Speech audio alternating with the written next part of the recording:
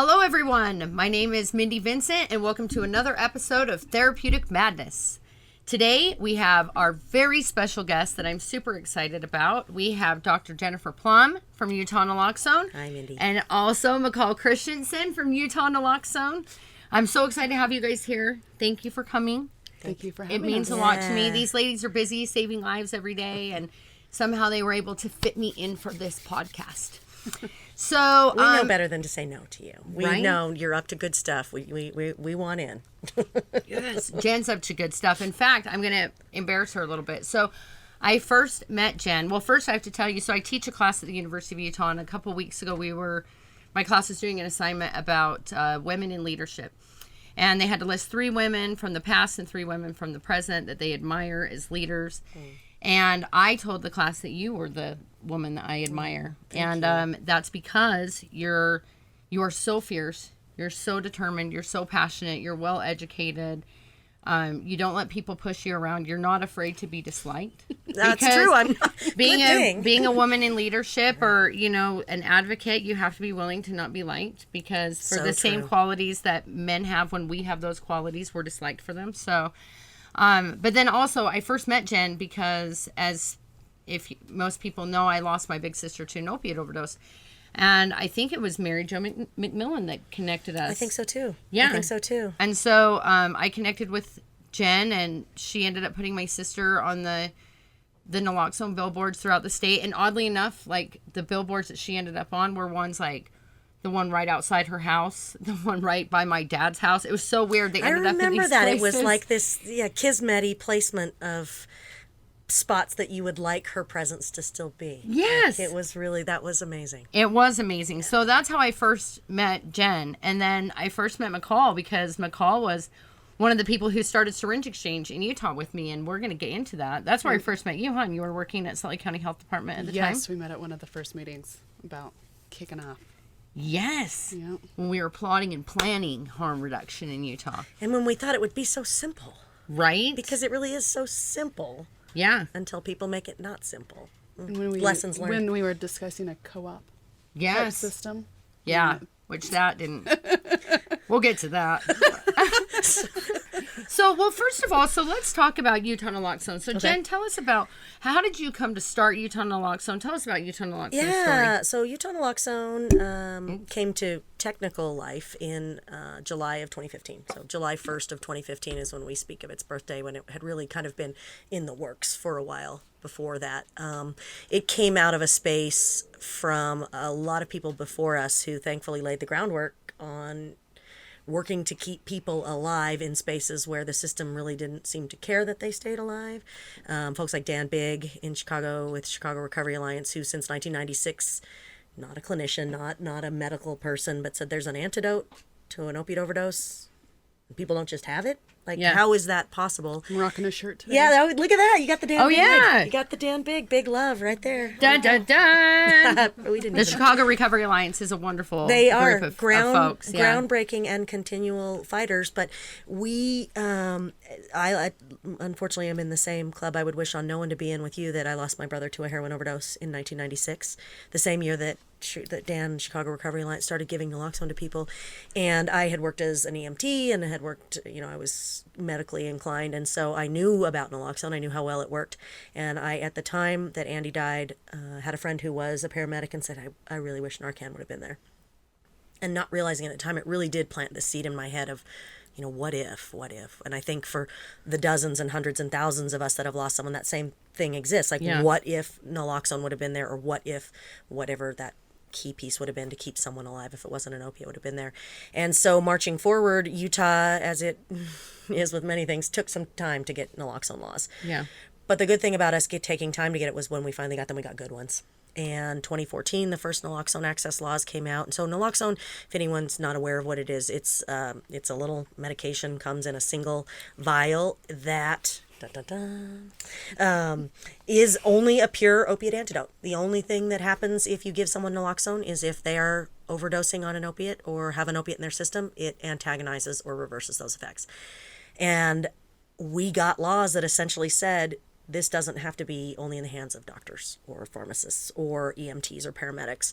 It can be in the hands of anyone, because the first responder to an overdose is the first person there. It doesn't have to be someone in a uniform. It doesn't have to be someone in a white coat. It has to be someone equipped. And it's usually not No, a it's police usually officer not. or certainly not somebody in a white coat. No. I mean, unless they just happen to own a white coat. Right. Truthfully. Or unless someone It's happens to be in a definitely not hospital. doctor, right? Or if we had them in an overdose prevention site, House Bill 320. If someone's equipped right there Right. at the time, that's what it takes. Someone overdoses, someone my equipped. So, she's quick. She's good, this one. But we knew how important it would have been because when my brother overdosed, the folks that he was with, which this does not happen uncommonly, as we all know, they got scared and they panicked and they were worried about, legal repercussions, criminal justice repercussions, what ifs, and they got themselves scared and left. And so there was no one there, not the people he was with. Nobody called 911. He didn't get to any kind of medical care, so his shot was done. And we don't want anyone else to go through that. Our family had for years hoped that there would be a way to find kind of peace out of the pain of losing him.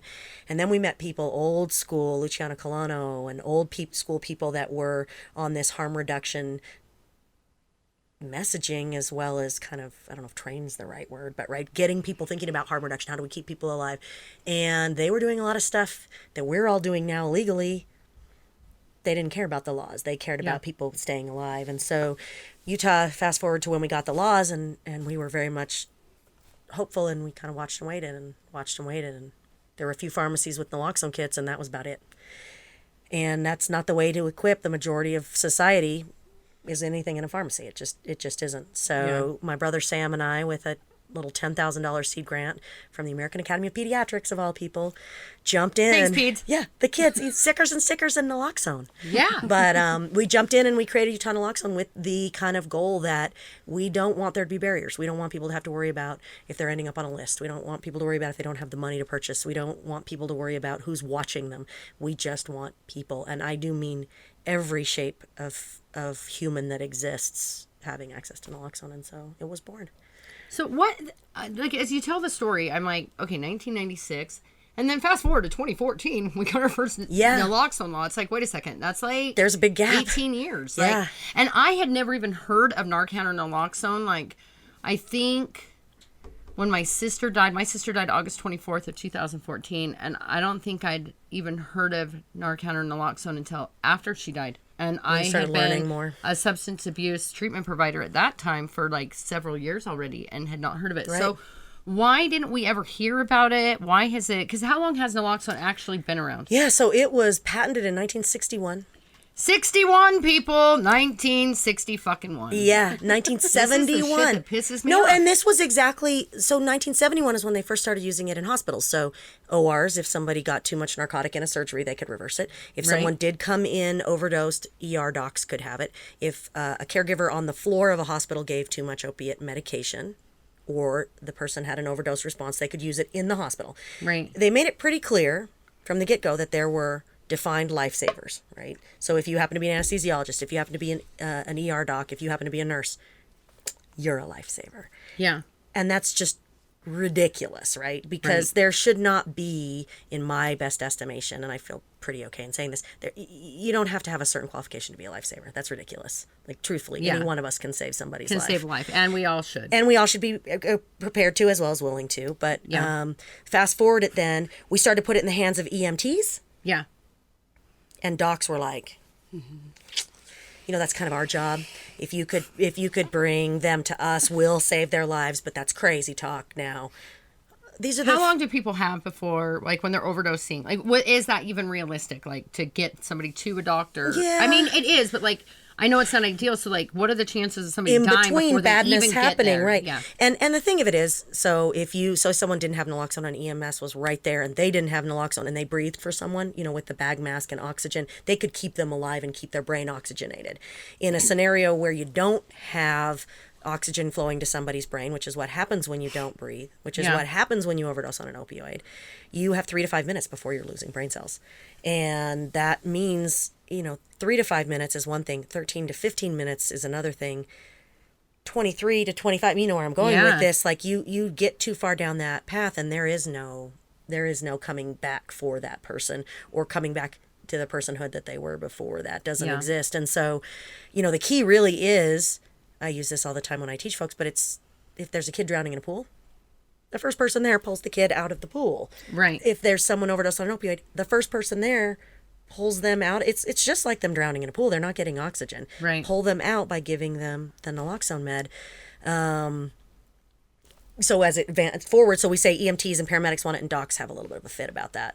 And then, no, they realize it's okay. They're going to save some lives and bring some folks in, and it's going to be all right. Fast forward a little bit into the late 80s and 90s, and people like Dan Bigg come out and say, why does it have to be those? And whoa, EMS and docs, and I'll say, no, wait a minute. We don't just have regular everyday humans doing our superhuman things. Like, right. Come on. We're the gods here. Yes, yeah, let's take a step back. We're the doctors. We are the ones that save lives.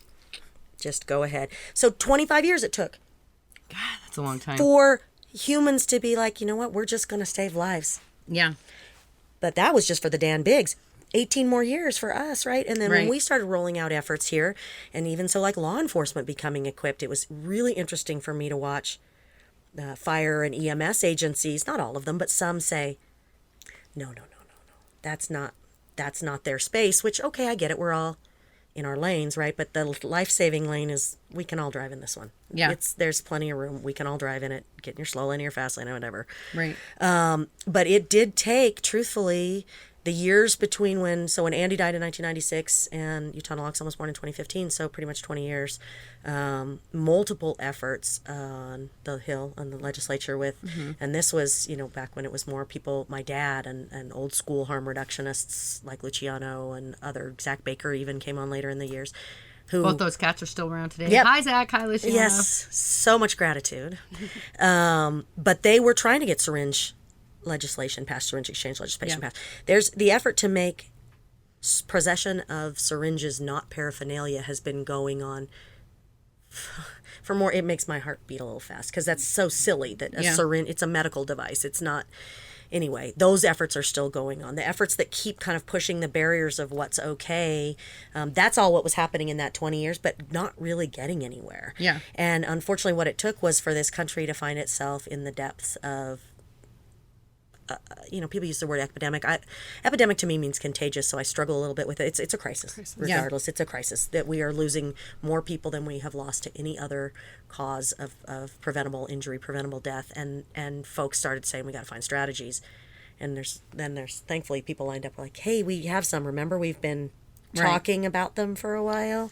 Do you think that part of what held up naloxone becoming more accessible to people was the population of people who used to be dying from heroin versus who started dying from heroin? There's a role in that. I mean, I think without a doubt, as we start to see now, it's everywhere, right? It does not matter if you have resources. It does not matter your gender, your race, your ethnicity. It doesn't matter your neighborhood, your zip code. It's everywhere. And I think there is definitely some truth to the fact that we in the 80s, 70s, 80s, 90s, especially after the Vietnam War, the marginalized communities that were disproportionately impacted. There's no way we can ignore that that's a reality, right? Right.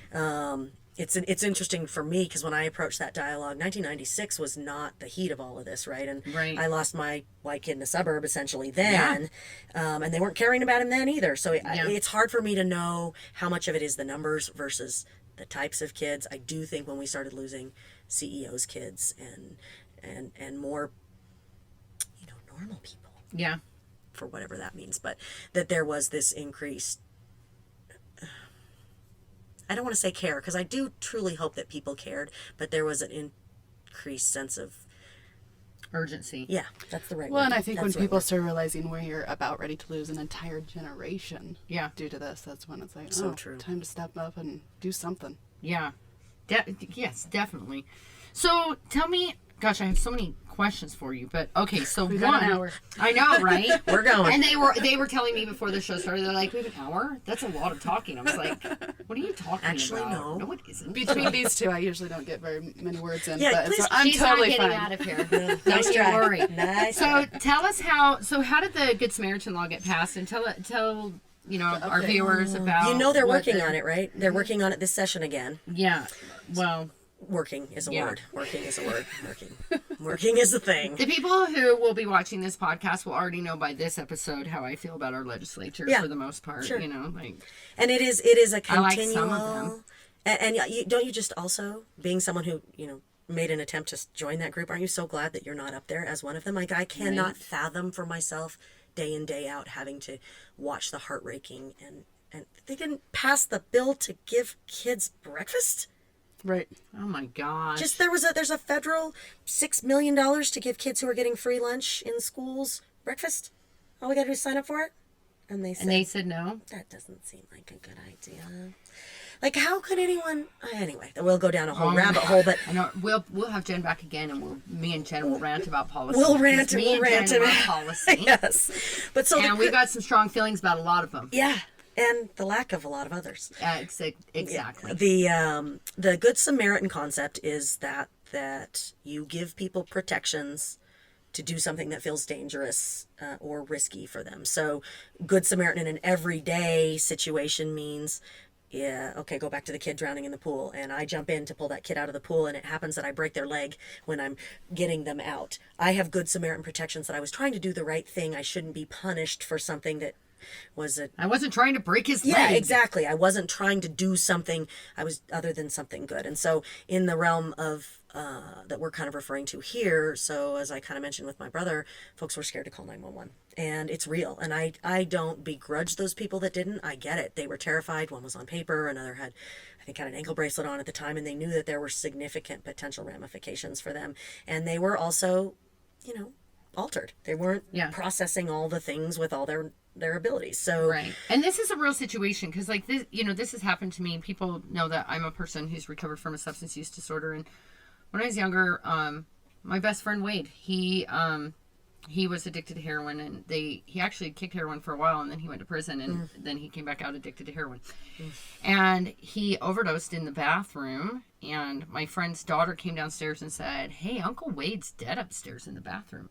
And I was like, "What?" And I go running up there. He's got a syringe hanging out of his arm, and he was starting to turn blue and purple, and he wasn't breathing. He was going It was so weird. And I tried putting ice down his pants. I tried all these things that I thought I was smacking him and that you had probably heard as well, right? Work. Yeah, that I thought would work. None of those things worked, and I was too scared to call 911 because Wade was on parole.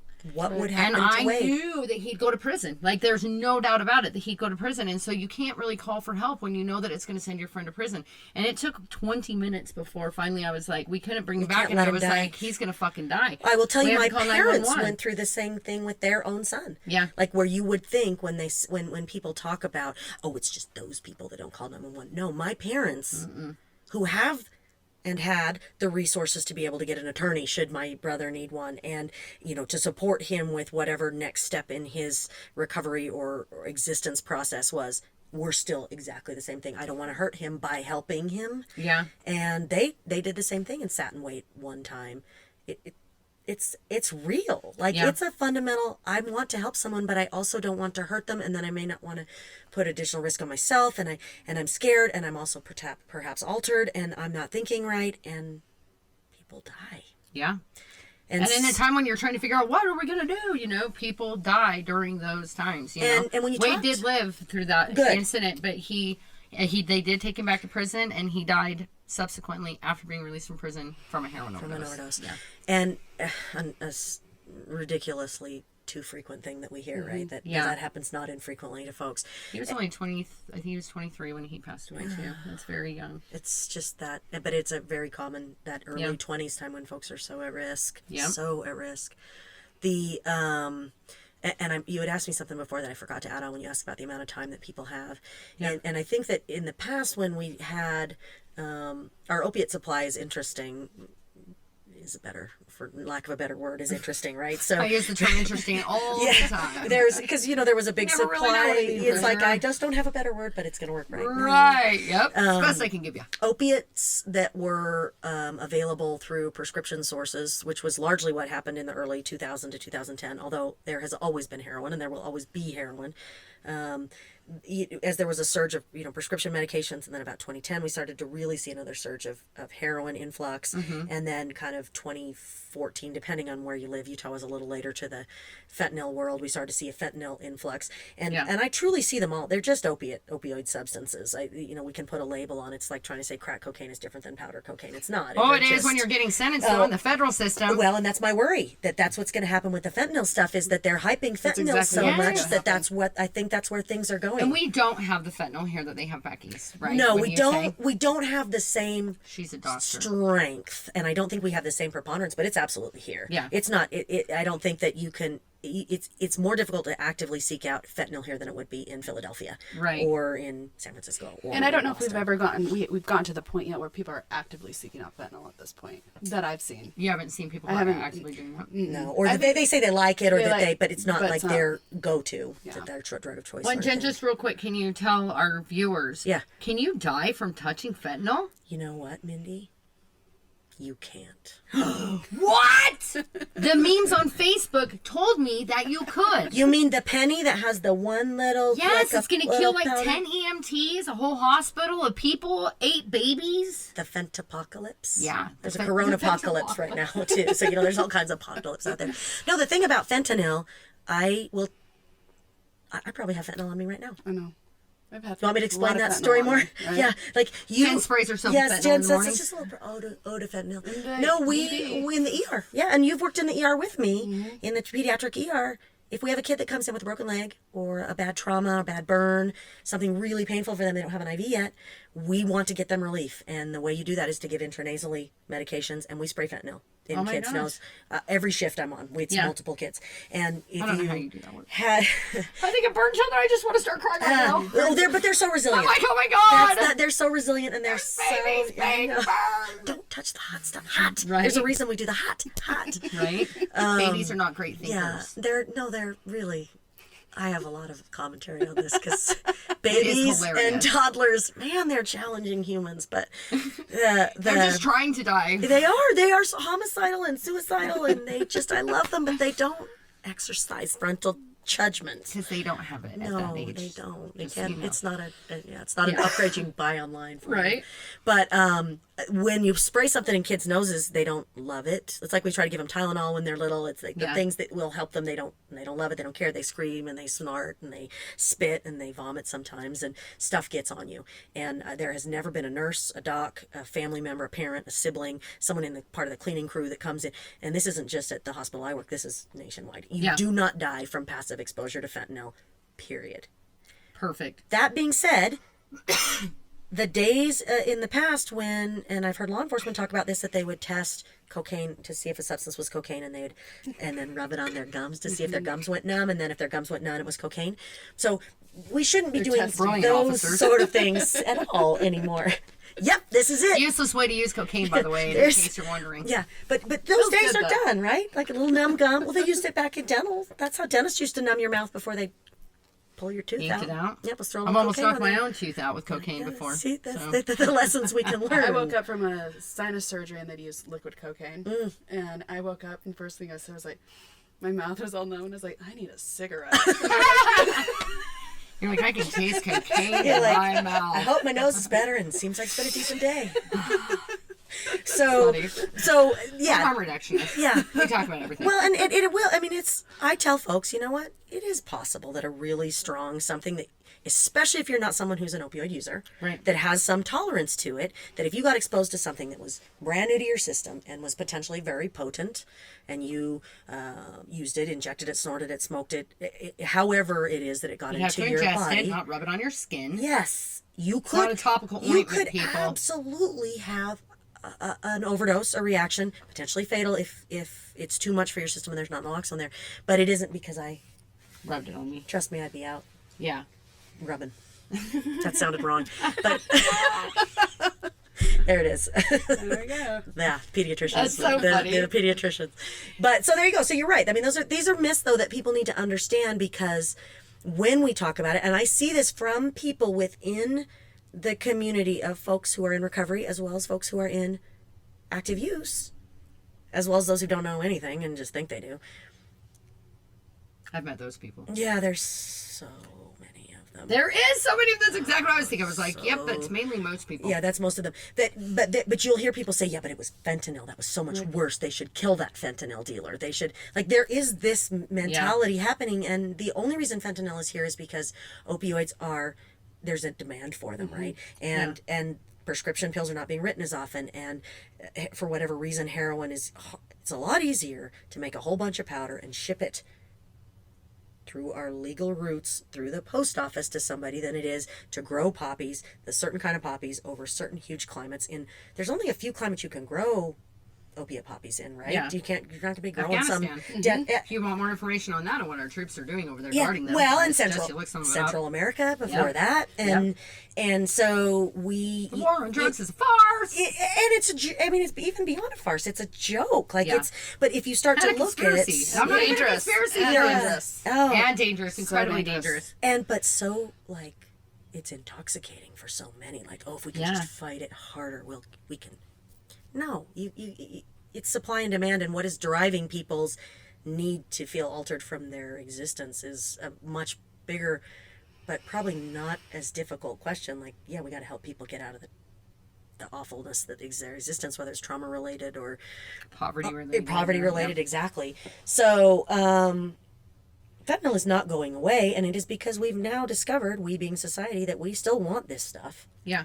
And it's getting harder and harder to get the prescription form of it, and now harder and harder to get the, I don't know, imported isn't the right word, but from the plant stuff. Right. So we can't just prosecute our way out of it, and we can't just make it illegal, and we can't just scare everyone. It's, when people talk to me about fentanyl test strips, which I think are a really great tool, but folks will say, kind of in more of the communities that I end up in, which are a little less informed, and a little smile with that. So if they knew it was fentanyl, they wouldn't use it, right? So that's why you want those strips. So no, it's not that at all. It's that if they knew it was fentanyl, they would hopefully know to do a test dose and to go slower, and to never use alone, and to make sure there's naloxone there. I'm not saying that, you found fentanyl, you're going to go, folks are going to completely change it's not what it's about. It's about knowledge. Yeah. But the system, from those who don't know, think, if they found fentanyl, they would burn it immediately, right? Witch, burn it. And it's like, no, that wouldn't happen. No. But we can educate people about safer practices, because despite what people think, most people who use drugs do not actively want to die. Right. When I use drugs, I wasn't trying to die. I'm just trying to get high. And right. if I die, I don't even get to get loaded. You know what I mean? And so I think that people don't want to die. And I think sometimes, though, people who have opiate addiction, I think they passively sometimes want to die. And I think some actively want to die, because that is such a terrible affliction to suffer with. I think you're right. Or they find those moments, as we all do, no matter what our particular burdens are, you find those moments that going on is rough. Right? And if you happen to have a tool that could make the hopelessness go away, that's reality, right? And I think that opiates are really good at what they do, right? Yeah. They are really good at helping you be altered and euphoric and high, and they're also really good at helping you not breathe, if that's what. How about squashing the myth on naloxone resistant fentanyl? Sure, yeah, there's... And also tell us about Narcan party. Fentanyl. We just were talking about that. Were you? With the librarians. We're going to have one. Do you want to come? They're my favorite. Yes. I will be present for the Narcan party. Well, maybe we'll call having one. A Larcan party with the librarians. We'll call it a Larcan party. Yeah, so there is this thought out there that fentanyl is, or carfentanil, which is the even 10,000 times stronger. So the reason those substances came to be is that there are reasons you might need a really potent opiate. How about if you're veterinary medicine and you take care of elephants and rhinoceri, and that's the right word, right? Rhinoceri? You're talking about multiple rhinoceroses? I think it's I like rhinoceri. I have just made a word. I think it sounds great. Rhinoceri. Rhinoceri. Elephanti. So if you're treating rhinoceri. Hymerducti. You need something, if you try to take the same... say morphine that would be an appropriate concentration for us, and you inject us with a couple of mLs to treat our pain. Well, we are not a couple of tons. You would not today, at least. I'm working on it. Taco Thursday. That just reminded me to sit up and suck in. Right. You would have to use gallons and gallons of that concentration to treat an elephant if you were performing a surgery on them or if they had an injury. So they make a very concentrated form, Right. which is where fentanyl and carfentanil, etc., came from. That's why I have fentanyl that I can spray in a kiddo's nose. I would drown them with morphine if I tried to do the same thing. So these things have existed for a long time. And vets, for example, you're going through an elephant's skin and it sprays back into your eye, and that's really potent. You better have a way to reverse it. Yeah. Guess what reverses it? Narcan. Naloxone or naltrexone, right? They both Yep. do. They're both antagonists. So there is no such thing as a fentanyl, carfentanil form of a fentanyl analog that's too strong for naloxone. What happens, unfortunately, and I think this is kind of the thinking from all different realms that I've heard, whether it's toxicologists or people that use drugs or harm reductionists, fentanyl acts a lot faster. And so we used to think about in a typical heroin overdose, someone would have an hour or two as they were kind of going down before they really didn't have enough oxygen to sustain themselves. Fentanyl is probably 15 minutes or less. And so when someone says to me, oh, it was that strong fentanyl, naloxone didn't work. No, it was that it was too late. Okay. Unfortunately, you didn't get to them in that really critical window, which is why I advocate for everyone to have it. Sometimes if you live in a rural part of the world or rural part of the country, you may have a 45-minute EMS response time. Right. Yeah, that's true. And so it's not that the fentanyl is too strong. It was that the response with the antagonist or the antidote wasn't fast enough. It's too wasn't slow. there. Yeah. Okay. So we're gonna take a quick break, and then we're gonna come back and we're gonna address the thing about the Narcan parties, and then we're also gonna talk about syringe exchange and the current work of Utah Naloxone, and my organization, Utah Harm Reduction Coalition, collaborates with these guys. Yeah. So we'll come back and we'll talk about all that. So stay tuned. We'll see you in just a minute. Go get a break. Welcome back to Therapeutic Madness. We have our wonderful special guests today, McCall and Jen from Utah Naloxone. So, ladies, let's chat about Narcan parties really quick, just because if we have you here, we might as well talk about that. Well, why don't you tell what do you hear a Narcan party is, McCall? What do you hear a Narcan party is? Tell us folks? about Narcan parties. Well, Narcan parties is when a bunch of people get together. Usually children, 14 and 15-year-olds. That's how they describe them. Okay. Yeah. It's mainly the children that are doing it. The children. Yeah. Got it. That's Would how make we, sense. That's how we get the hype and hysteria up. Right. They all get together and pick one person not to get high, and then they all get as high as they possibly can to overdose, and then they all get naloxone. So that it can bring them back. And the one person not using was ready. With all of them. And sometimes all of their lives. And sometimes I hear that they even say as they're going down, just narc me.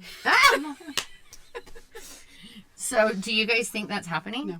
I know it's not happening. It's Gee, just why would that not be ludicrous. happening? It's so absurd. Isn't it so fun to get Narcan though? No, Like be it's- right to the brink of death and then get sucked back. And go into the worst withdrawal you can imagine and be terrified and have wet your pants And wasted a bunch And of your money. whole high is gone And too. your wasted high a is bunch gone. of money, Yeah. too. Yeah, all of your high is gone, and you have no way to get out of that withdrawal spot that you're in, just because you wanted to get a little bit higher. It's just absurd. Yeah. It's absolutely absurd, and there is no person that uses opioids that doesn't know this, that Yeah. doesn't know that naloxone is not your friend unless you're trying to die. Then it's your friend, but otherwise, ain't nobody signing up for that. Right. And in fact, when we very first started getting naloxone out into lay people's hands, I was working with kind of a street nurse, someone that would go, out and just into communities, into where people were, and didn't have a clinic, and they were equipping folks with naloxone, and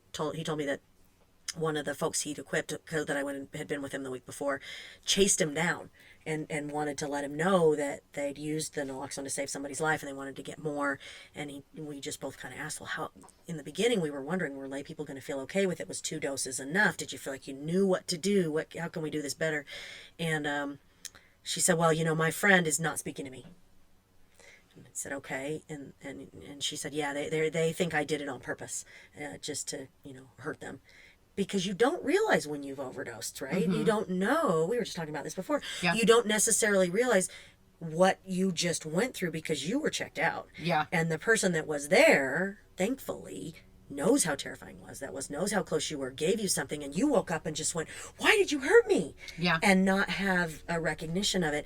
I will guarantee you, most every person, like I said, that uses opioids knows that that's what happens if you get naloxone. It feels terrible. They've either had it happen to themselves or they've had it happen to somebody else, and they are not signing up for that. Yeah. There is no opioid dependent person, no matter what reason they're taking opioids for, that's going to say, I'll try that. Yeah. It just won't. Naloxone me. Yeah. Narc me.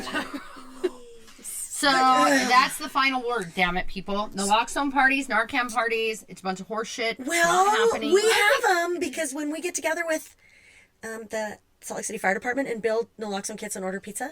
Oh, see, those are Narcan parties. Those are real Narcan Super parties. raging. The librarians are gonna come do one with us. And they're wild. Rager.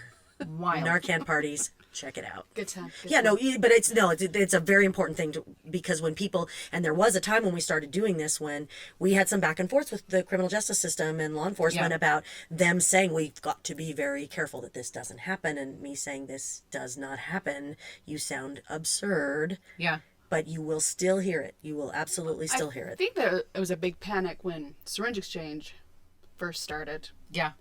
Because we were giving out party packs that were going along with the hit kits, party packs. Depends on which elected official you're talking to as to which nickname you'll get. That's that fair. go along with the naloxone or the Narcan parties. So it was a big panic at that point, but don't hear about it too often anymore. At least I don't. Well, the drug kits, you're giving them everything but a drug thumb kits. to push the drugs. Right. Well, and the drugs themselves. But if it were up to me, we'd legalize drugs and because you know what? I say this, and I've said this before on the podcast.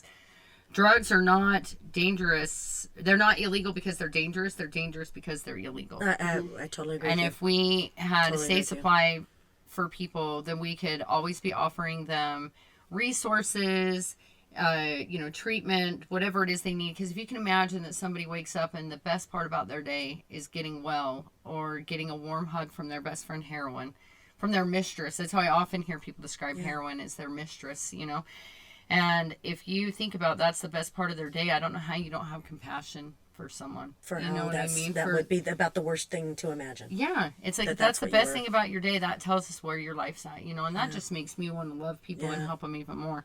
Yeah. So let's talk about where things have gone since then. So the Good Samaritan law passes, and our Good Samaritan law protects who? So our Good Samaritan law, people need to know this. Our Good Samaritan law does the right thing in principle, but it does not offer immunity.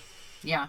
So if you and I are using drugs together and you overdose and I call 911 because I want you to get help, and 911 comes and I happen to have whatever on me that could trigger criminal justice response, so paraphernalia or controlled substance, or I have a warrant or whatever could trigger that for me. First of all, people need to know, especially in Salt Lake County, if you call 911 for an overdose, please don't say I'm calling for an overdose. Yeah. Please call and say someone is not responding, please send medical help. Now the smaller counties are a little bit different, but there are certain things you will call and say that will trigger a law enforcement response. Saying I have an overdose is one of them. There's no need to say that. Just say someone needs medical attention, they're not responding. You may not end up with a law enforcement response, which is ideal in my mind. Mine too. But the in the situation I was just describing, if I were to be questioned, interrogated, whatever, by law enforcement, and then I were to be charged with something, or there was something chargeable, in an immunity situation, I couldn't be charged. Like, I have immunity. In an affirmative defense situation, which is what we have, I can go to court the next day. My attorney or whomever can say, but Your Honor, they did the right thing. They saved somebody's life. We would like to offer an affirmative defense for this, and it can theoretically go away. All right, it's the right step. Yeah. This morning, in fact, unanimously, an enhancement to that law, which made it not only so you and I together, but these other folks that are there as bystanders will also be protected with the affirmative defense, because the way the law was being interpreted was like, okay, well, she called, she's covered, but those others are not. The rest of you are you going down, you people. Yeah. It's one of our favorite you people. But it does not offer an immunity, which I'm hopeful that with legislators we can work towards that. But anytime we say immunity, prosecutors and hard swingers say, oh, well, then why couldn't you just murder somebody and then overdose somebody else and then call 911 and have immunity from murdering somebody? Like, these are the kind of questions that come out.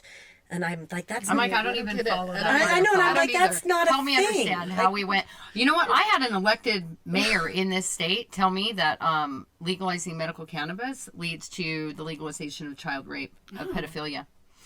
And it's when people say those kind of things that I'm like, what the fuck just happened? Like, how did we just go right Let's off just that be cliff? clear, Like, that I don't wasn't my even- uncle, right? It wasn't your uncle, and you guys should know this is me giving a public service announcement.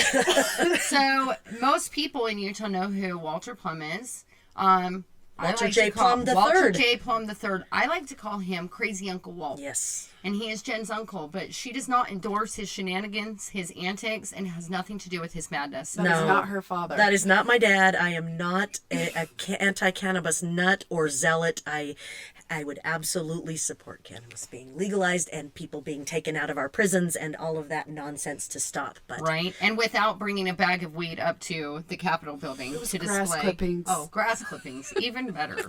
imagine that people start sending you that text, hey, your family's at it again, and that's Right. what your family's at. Like, that to me is more embarrassing than just about anything a human could do. Would be up there acting like such a fool. Yeah, well, especially when we have like so much, there is so much research, there is so much to demonstrate. No one's ever died from cannabis ever in the world, so it's like, why are I just will never understand why people try to block alternative avenues for people to not be addicted to other substances that are definitely dangerous, that definitely are dependent, because we know that cannabis does not cause dependency. It does not. It never has. It never will. It might make you a little irritated and not sleep as good at night, just like if you quit drinking caffeine. Like quitting drinking caffeine or quitting smoking cigarettes is 100 times worse than quitting smoking cannabis. Well, and your system is going to find ways to adapt to whatever it is that it has. And then if you take that away from it, yeah. it's adapted to something and it has to readapt. That's just reality. I mean, it would be silly to think that there's sugar does it. Sugar does do it. Sugar's one of the most dangerous sugar's horrible. substances on earth. Yeah. So Anyway, yes, so Jen does not endorse craziness. not, and Jen is part of the solution, not part of the problem. So our not Good me. Samaritan law, what could be changed Immunity. about it that would make it immune? immunity does it instead still of affirmative defense. Because it used to not cover people who are on probation or parole. Does it cover those people yet or no? Not specifically, and I think that the problem with that is going to be way beyond because those are set up in the stipulations of their parole. Right. Right, that but would have that, to be as I built said, in. that like almost cost Wade his life that first time, Right. and I didn't tell you when the paramedics did get there. So they said to me, they're like, it's a good thing you called 911, but it's too bad that you took so long because your friend is probably not going to be okay. And like that makes somebody feel horrible when all I was trying to do is protect him from going back to prison. You know what I mean? And so, Yeah. like, we have to do something more. McCall's phone's talking to us during the podcast. Shut the hell up, phone. No. So I mean, I'm a person who truly believes that people in the criminal justice system are some of the most oppressed people that we have, and they get put in positions where it's impossible to climb out of it. And then when they're still struggling, I mean, we release people from prison with nothing, and Well, we release them with a whole lot of baggage. yeah, I mean, they a can't whole get lot of- housing, yep. they can't get, they can't get jobs and all sorts of things. Yet they have all these requirements of the court system that they need to take care of right away, and we wonder why people relapse, and then to criminalize them for that relapse is just, and not protect them, and so they're even more likely, like, not only are they more likely to probably be using substances because of all the, the things going on in their lives, but they're also the people who are probably least likely to get the help or to use Narcan if they're not protected, or Naloxone if they're not protected, because our law isn't set up long enough. Right, absolutely. It's as you get used to in Utah, or as I've had to learn to get used to in Utah, baby steps really are a thing. Yeah, Like we don't- incremental change. we I hated that in my just MPA don't program, but say it's the it. only way things go. We don't say it just because it's like I mean, it's real. The original syringe exchange laws attempts were in, that to my recollection, 98, 99, and then some early on in 2000, 2001, laughed out of the room, like not even making it out of committee. They were not even, truly like, oh, here we go again. Yeah. And it took, from at least from and there may have even been people before me, I don't know, or before my family, I don't know, but easily to get to the 2016 syringe exchange laws was 20 years. Yeah. Was 20 years, and it took a path that I wasn't open to, because I have always been about it. This is what's right. And we think about the humans, and then we think about the health, and I'm not going to talk about your morality pieces. Okay, that doesn't get anywhere in Utah, right? Like, Right. you have to figure out a way that those still really matter, and those are still at the heart of what you're doing, but they're not spoken. Yeah. Like, that's how we got syringe access laws. We didn't speak about humanity. We didn't speak about health. We didn't speak about AIDS. We spoke about, you know how much money it costs to treat hepatitis C? Right. $90,000. You know how much syringes cost? 10 cents. It was 6 cents if you buy them from Nason. yes, if you buy them and yeah. I love the Nason. We're broke as shit. We have to buy them from I Nason. love the and we have to Nason. get the cheapest ones we can get. You know, I love they're like the 6 Nason. cents a piece. Yeah, but So that's how we did it, that leads us perfectly. We keep teeing you up to talk and Yeah, then we get talk about the syringe distracted. exchange. I know. We can't just go on all day. So the syringe exchange bill, House Bill 308 is what it was, and it passed in March of 2016. Mm-hmm. And so, Under this guise of we will save money. Right. oh yeah, because that's it. So this is a funny thing about House Bill 308. It's called the Essential Disease. What is it called? The Essential Treatment and Disease Intervention Act. I think. Yes, it's something. It doesn't say anything about syringe Not a exchange. word. So what's funny is that law passed almost unanimously. All but like 2 people in the House and 1 person in the Senate or something voted for it. And so then, as some people know, so the very first day it was legal was December 1st, 2016. I went out that day and started syringe exchange. But man, was the legislature up in arms when they started hearing about us and OVR. Right. So McCall was with OVR at the time. No, and she was health Oh, department. that's right, with the health The department. OVR hadn't even existed Hadn't yet. even existed Because yet. you Okay, went so out we and were then this. Sam and I went, Now, yep. I why would don't out we with- go down too? So I'd go out we with could her see. and Sam. Yeah. So it was UHRC and Utah Naloxone. Because McCall's been a part of this the whole entire time. And so I'm like, oh yeah, she was over here. No, she wasn't. She was at the health department. So McCall, let's start talking about syringe exchange. I don't know. I don't even know where to begin. I think it's pretty amazing what we have accomplished in the 3 years that we've been. And then we weren't. Doing it. Nobody sunk Yeah. us, right? I mean, that's to me. The I mean- thing. You especially. You stayed afloat. I started it, and then went, I don't know if I got this in me, and then was lucky enough to get McCall to be able to go back. Boy, they sure did. They They sure did try. They did They tried to just crush us. Yeah. So what I was doing at that point at the health department was just trying to convince the director of the health department what good all the pieces of the puzzle were, not just the syringe. Like the syringe is not the one thing that's going to keep public health healthy, right? Right. So I felt like I wrote a dissertation and You probably did. and I submitted it to him and the board, and they approved. They were able, like, the reason why Salt Lake County is letting the works in is because they saw the benefit of it. So I did that, and then I also And the works. Tell our friends what the works are. So the works, the cottons, the cookers, tourniquets, water. What else? Which tourniquets really push people over the edge. Like, Tourniquets did. law enforcement, like when I'm talking to them, they're like, you better not bring those damn tourniquets. And I swear to God, I think it's because of the movies and because people picture people going Right. and tying off and shit, you know? And so they're like, we're not having those damn tourniquets, you know? And tourniquets are like the most medical device in those kids. Right. It's the weirdest thing. Yeah. And it's also important for people to know someone who shares syringes is 3 times more likely to transmit or contract disease. Someone who does not share syringes but still shares cookers, cottons, or water are also still 3 times more likely to contract or transmit a disease. And if this is first and foremost a disease prevention Right. intervention, then, you know, to me it makes no sense to restrict those items. But those items are restricted in every exchange we have with the exception of Tooele and Salt Lake County. Yes. And I always just say that syringe isn't the vector. Yeah. It's all of it. It's all part of the pieces. All of it. in But order it for us took to that. prevent- I mean, if you had been marching forward to the health department and said, nope, we need this, this is it. If I would have been marching forward to the health department and as someone who wanted to do this, they would have been like, No. you have caused enough mess for us. Go. It took someone like McCall who was I Guerrilla hope it's not a warfare. labeling thing, but you know what, like a piece of an agency that within agencies as well as the community's best interests at mind said, no, let's just take this back. Everybody's getting too hyped over stuff they don't need to be hyped about. Let's look at the science. Let's look at the research. Let's look at what other programs have been doing for decades. Right. And Yes. and calm the waters enough so that the freak out, because the freak out would probably still be going on if there wouldn't have been like a public health. Come on, everybody. Right. Chill And out. I think another thing that was going on at that time was because we didn't have any money, right? Yeah. There were syringes strewn about. Not as bad. It wasn't the needle nightmare everyone talked about. Right.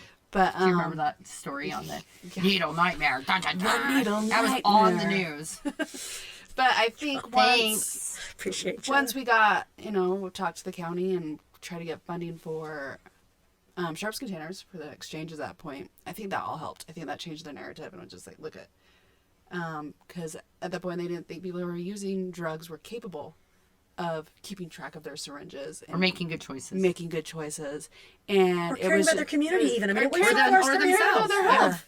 And so I think just like these small steps of going, all right, let's give them all a sharps container.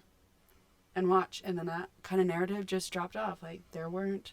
And then we got those kiosks around, too. Yeah, the red, here in Utah, we have these red, they look like red mailboxes, but they're syringe exchange drop boxes, and those came from Salt Lake County Health Department.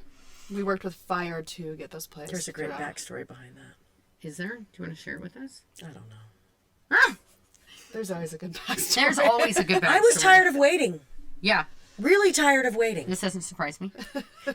No, it should surprise you. Jen's like, damn it, people are dying. We need the goddamn This doesn't make sense. We have approval. Why don't we?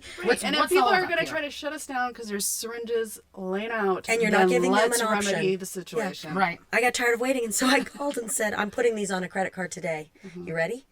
And they weren't having that. They were like, no, we'll get them, Jen. Just slow your They roll. had them in 2 weeks. That's so funny. They had them in 2 weeks. And I didn't mean to do that. I really was ready to. They're only $1,100 or $1,200 or something. Right. It's not like these are $100,000 containers tanks that you have to go acquire. It's a freaking mailbox. Well, and they have been, like, I mean, I should have brought the most recent numbers, but, I mean, so many syringes get disposed of in these kiosks. They have been, and from the moment we started syringe exchange, we've always done cleanups everywhere that we did syringe exchange because, you know, I'm a firm believer, like, I don't like seeing syringes strewn about, you know, like, I if my kids stepped on a syringe, heads would roll. You know, so I always felt like it was like our duty as the providers to step in and help change the behavior of our consumers as well as to, you know, help clean up the communities in order to get the buy-in of the communities. And it was a big chunk of our time, those community cleanups at first. Yes. Like, But it's also 3-4 days a week going out. And commentary, though. Yeah. We can go do it. There's no threat to us for carrying around a box of syringes. We went up to one of the, nurseries to buy stuff at a plant while we were still doing syringe exchange in that very first time, that 2017 time. And I had like 8 of the big sharps containers in the back, and my son's with me, and we're hucking the mulch or whatever in the back, and the guys, I don't have to worry about having that. I have a perfectly legitimate reason to have it. I'm cleaning up the streets, or my program is cleaning up the streets. If I'm a person who has criminal justice entanglement or issues or just even a lack of resources, I can be driving around with syringes in my car. So when we ask people that are part of the community, like, do the right thing and pick up syringes if you see them.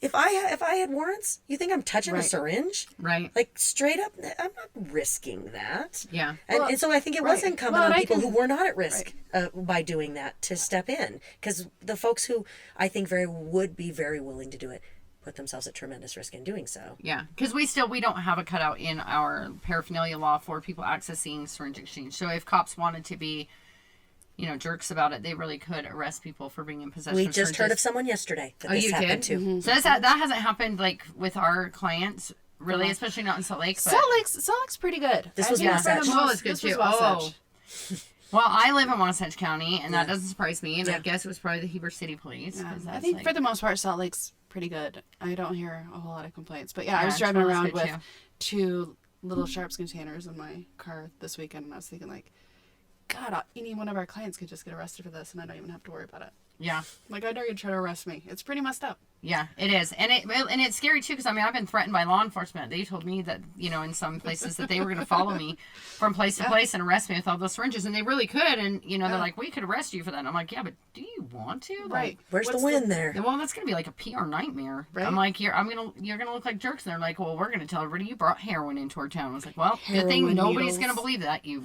jackasses. There was no heroin before Mindy, apparently. I know, right? And like, I'm going to give heroin to people when it killed my sister. Yeah, that's exactly what I do. Totally your MO. So let's talk about, okay, so syringe exchange is thriving, and, you know, and so UHRC, you know, my organization, Utah Naloxone, we have an amazing partnership. These guys drop us off like crazy amounts of naloxone and get it out to so many people. Like, I mean, how many reversals do you guys have reported since the beginning of Utah Naloxone? Oh, and I haven't put I haven't put the full February numbers in, but we are at 3,661 times that people have told us, you know, so there's plenty that we haven't heard about. And for the Isn't it amazing? That's amazing. I mean, it's both terrifying and amazing, right? To me, that's had to happen that many times, but so amazing that many people were empowered and equipped to be there for somebody. And that are alive, because, you know, like, when my sister died, some people, you know, God bless people and their good intentions, but they'd be like, yeah, I know how you feel. My grandma died It's like, your grandma was fucking old, and that's what grandmas do. They Grandma fucking lived die. a wonderful life, Right? and you miss her, I'm yeah, sure. like, so excuse me if I don't feel like you understand my pain of losing my sister to an overdose. You know, like I was on my way actually I was pulling into a massage when I got the call, and that day I was going to see Wicked. You know, and like I still remembered I was doing the immunization caravan. You remember when that used to drive around to all the Smiths and we would vaccinate all the kids? I was doing the immunization caravan. I mean, these things that'll stick with us, right? Yes. Because it was that, like, messed up. Yeah, and one of the things is like, I talk about how when people die from an opioid overdose, we just, from then on, we treat them as statistics. You know, they're a person who died from an overdose. And, you know, the pain of losing my sister started the day I lost her. You know, it's like, that's not the day that it ended. Like, that's the day that this nightmare began. Yeah. You know, she's missed 5 Christmases since then. She missed my son's graduation. She didn't see my daughter graduate kindergarten. You know, and I just my son has my brother's as his middle name, but never met him. And never even met him. Yeah, you know, like Sam probably barely remembers him. Yeah, he's 8 or 9 years of him, but doesn't. Yeah, none of like his existence he got as an adult robbed human of so much of his time with Andy, and like those are the things where when we have 3,600 people who, you know, over 3,600 reversals, that's the things I think about is how many families don't have to experience what we have to experience. Absolutely. Right. And those are the only ones reported. Yeah. Right? Those are the ones only ones reported. Correct. And really quick for the syringe programs, since July, I've been really keeping a tab on those. We have had almost 500 reported since July. Reversals. It's a good job. Which is so, that's where the depth is right there. Right. So when I saw just a glimpse of the 2019 opiate deaths, and I haven't seen the finalized numbers, but I saw some from the Department of Health, and this enormous drop off in deaths from the heroin. I mean, I don't care, but I do know that people that are going to die of a heroin overdose are the ones who are much less likely to have 911 called, and for all the reasons surrounding that we've already talked about. Yeah. That is without a doubt, that is our syringe exchange clients that are out there saving lives, and they never get the credit that they do deserve for this, because that's a group of folks who feel like the system doesn't care if they live or die. The community doesn't care if they live or die. The state doesn't care if they live or die. Which is often true. They have a reason to feel that way. Yeah. And they are absolutely stepping up and showing what it means to be a true hero. And I can't wait till we get all those numbers together to be able to say, can we just talk about who did this? This wasn't the Department of Health. This wasn't Utah Naloxone. This was these humans who stepped in for somebody. And that's, to me, going to be a pretty glorious moment. Yeah, I love that. So we're out of time, but really quick before we close, How could we be out of time? I know. We haven't even talked about my next thought was that, and isn't it cool from all of that we evolved into, you've gone much more into this kind of therapy and helping people find what their different space looks like from a mental health standpoint, and ours is this drug user health clinic, step the into first the one in the physical state. health. Yeah, like but I mean, like we've kind of found these evolutions where it wasn't enough just to keep people alive and give them clean syringes and hope. There's more to be done, and I wanted to say how cool I thought it was that you've evolved into this kind of mental health space, and we've kind of evolved into this physical health space where we want to keep people alive, obviously, but we want so much more than just alive. So much more. Yeah, and like I always tell people that, like, you know, I've always been a substance abuse treatment provider, and I told them that at the beginning of Syringe Exchange. Like, to me, this is substance abuse treatment intervention, right? And then you guys are health people. Yeah. So that's why I love collaborating so much with Utah Naloxone, especially because, not only because these ladies are my heroes, but also because between their organization and ours, you know, we literally have the whole gamut covered in drug user services, and that includes Utah Naloxone having the first and only drug user health clinic in the state. So let's close out with you guys telling us a little bit about that. Yeah. These crazy fuckers got a NASDAQ grant. What? Wait a minute, they did what? They did! One of only 8 in the country! Yeah, it's something. It really is, isn't it? It's amazing. It's like, and I think that we have been really fortunate, Utah Naloxone's been really fortunate that through McCall's journey, whether it was experience in the county health department setting, Utah AIDS Foundation, One Voice Recovery, she has this really global sense of what the need is. Yeah. And then you happen to add on that I have those letters after my name, which means they'll let you do health things. Right. Because there's an M and a D. Oh, she could do that. I mean, it's really funny to me how Jen society has great works white coats. Yes. No, I don't actually. We'll get you some. You're gonna get me some white coats? And a cool, like, pick them out. Or what's her name? That thing, Who's that one doctor that's on Disney that has the stethoscopes? Doc McStuffins. I'm gonna get you a really cool Doc McStuffins stethoscope as well. Go on. There's hope for me in this clinical realm. But so we said we want to provide very directed. Like, I don't want to become the next 4th Street Clinic, and I don't think McCall does either, where we won't be doing all the health things, but the health things that are particularly important to the community of people who use drugs, and they are very terrified to go seek out help from anyone on. So hepatitis C and HIV testing, referrals to treatment, we're going to be working on some additional strategies there. I don't know what they're going to look like, but treating and testing for STIs, wound care, like folks that get a nasty abscess that let it go and lose a leg. Yeah. Or get a horrible heart infection and we lose them. Yeah. Like, these are things that are preventable and that it just makes me furious, right? Like, if you, whatever health thing that you have that isn't related to drug use, you go to the ER and you get treated with some degree of compassion. It pisses you off because it's expensive and you wait too long, but you get treated relatively well. Yeah. That's not the case for people who have health effects of injecting drugs or using other drugs. And we want to be a part of changing the dialogue, not only for the individuals that we initially work for, but for the people who also work in this healthcare field, where we proclaim to first do no harm, and we also proclaim to care a lot, but we don't demonstrate it. So it's pretty cool. So how do people access Utah Naloxone services? Who do you guys provide naloxone to? How do they access your services at the health clinic? You talk about how they get to us at the clinic, because they end up with your phone number. They do. And McCall's amazing. Like, my staff can call her from the syringe exchange and say, hey, we need you to come help with this. And if she's available, she literally will come to the syringe exchange and help with any of the health stuff that these guys need. It really is. Yeah, I just think it's all about removing as many barriers as I can. If they are unable to come to the clinic to get a blood draw for their confirmatory hepatitis C testing, then I'll go draw their blood. All of our services are for free. Yeah. And so, my phone number is on about 10,000 flyers, my personal number. And business cards. And business cards and everything, so they can contact me directly. And we have drop-in hours Monday through Friday, 10 to 4. They come in. What's the address of the clinic? 525 East, 100 South, Suite 4400. Not to be confused with 515 East, which is where I went. Which you've now explored as well. Yes.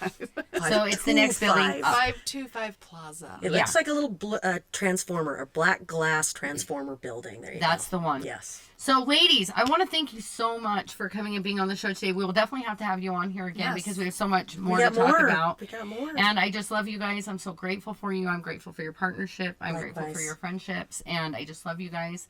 And we will see you on the next episode of Therapeutic Madness. Stay mad, my friends.